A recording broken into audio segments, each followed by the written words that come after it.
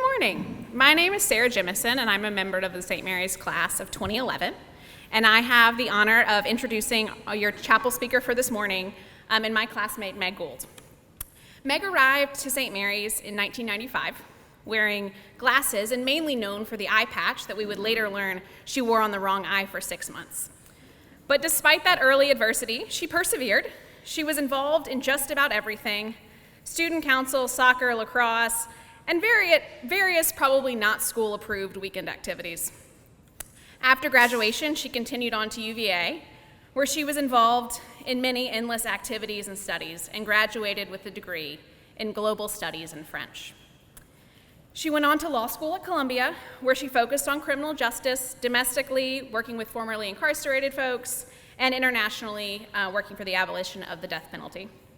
But more than all of her accomplishments, Meg is an incredible friend, mom to her dog, Albus Dumbledore, and a wise and generous woman whom I can't wait to hear from today.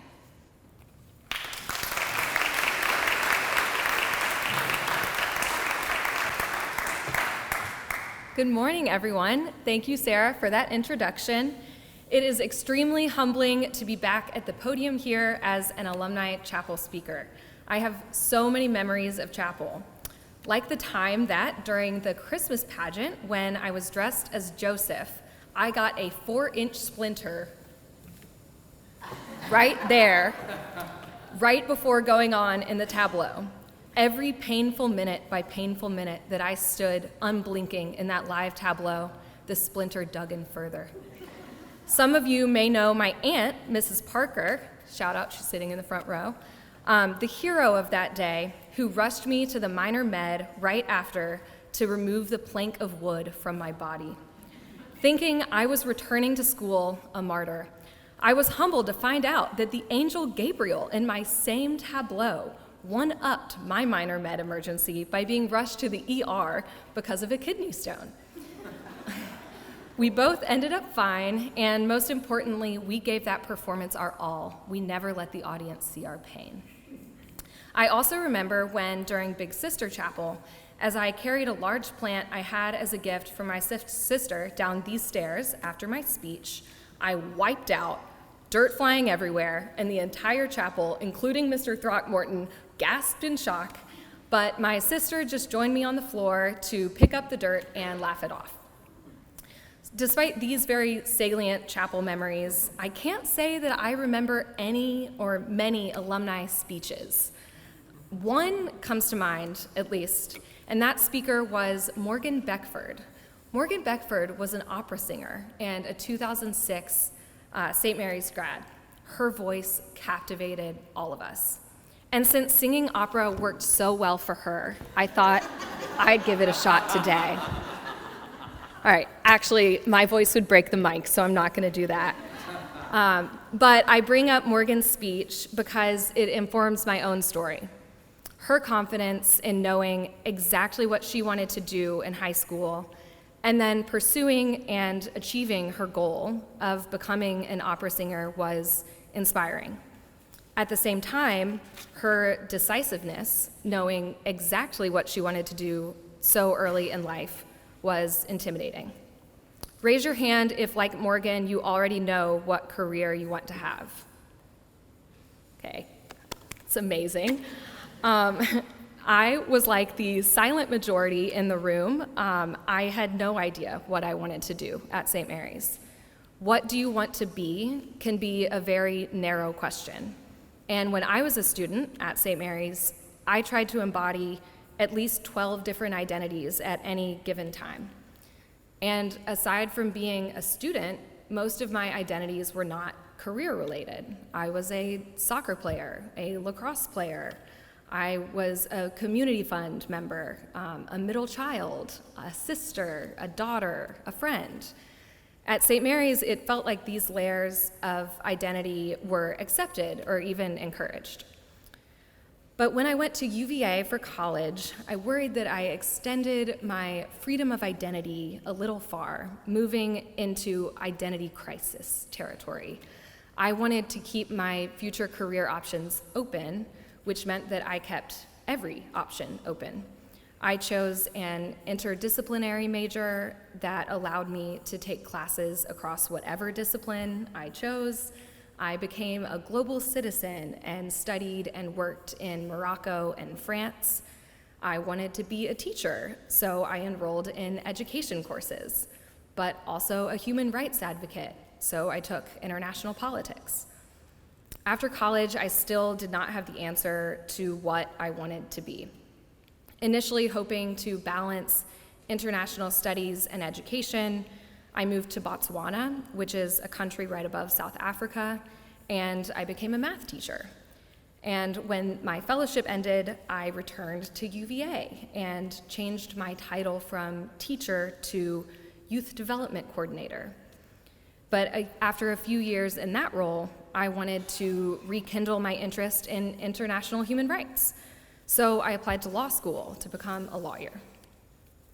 I pause here because although I was really interested in studying this one thing, law, it was also frightening for me to think about narrowing my options down so much.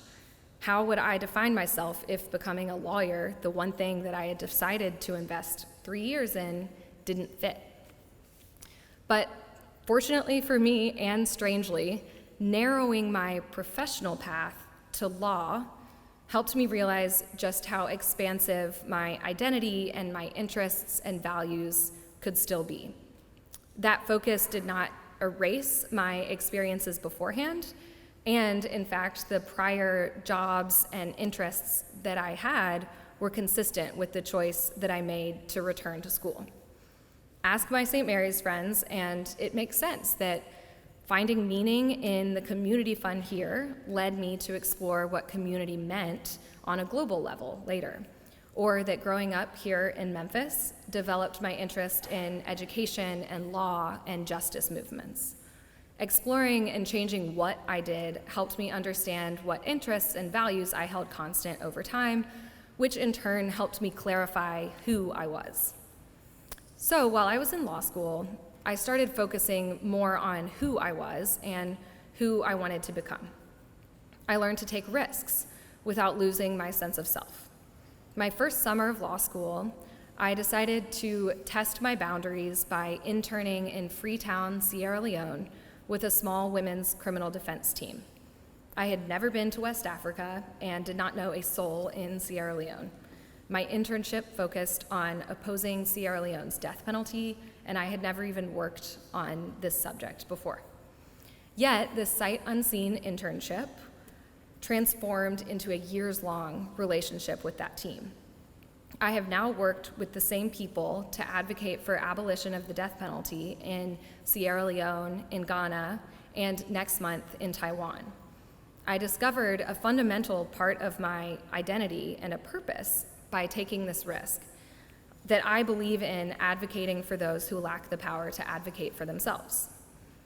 This risk also opened up opportunities for me to travel and learn from people all over the world, a part of being a lawyer that I really thought was only aspirational. Another lesson I learned in law school is that who I am is a question for me to define, not for society to do. This lesson came in the form of my friendship with Devon Simmons. Devon had served 15 years in prison for crimes he committed as a teenager, and he went on to become the first graduate of a prison-to-college education program in New York. We met because Devon wanted to help get formerly incarcerated people hired in the legal field upon reentry, believing that people directly impacted by the criminal justice system should be leading its reform.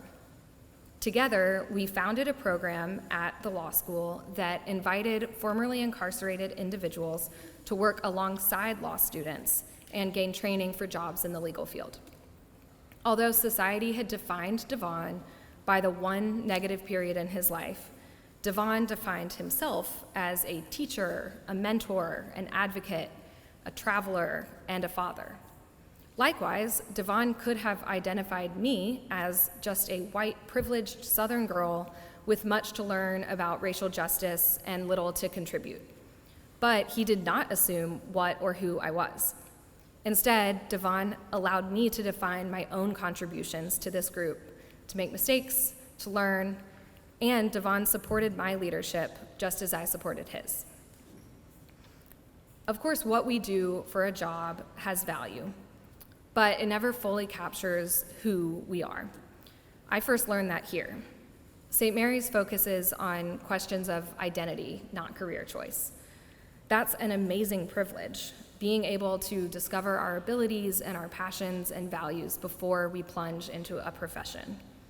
In that respect, St. Mary's really does play the long game. It sets us up for success if we find our opera career early, or it builds our confidence, like mine, if you navigate different professional choices as they come later on. St. Mary's allowed me to explore so many fundamental pieces of who I am and taught me to consider how I define myself internally rather than what defines me externally. I found a purpose in the law broadly, but how I use that degree is something that will continue to evolve, just like I will. For the past 2 years, I've been working for amazing federal judges in Memphis, but this fall, I'm taking another risk by starting a new civil rights fellowship in Chicago. And outside of my career, I also hope to continue growing and changing, to become a better listener, to become an optimist, a committed friend, and a thoughtful sister and daughter, partner, and new aunt. Memphis and St. Mary's, and individually many of us, myself included, have had an undeniably difficult last year. But the start of this school year marks a new chance for hope. I hope to face it not with a narrow version of what I do, but rather an expansive version of who I am, someone who is willing to take risks, to evolve, and to forge her own path forward, rather than having somebody else define that future. I hope you all consider taking that outlook too. Finally, even if you remember nothing else from this alumni speech, as is the case for most of the ones that I heard, remember that you, I, and an opera singer share one fundamental identity. We are turkeys. I am proud to share an identity with each one of you and appreciate having the chance to speak here today. Thank you.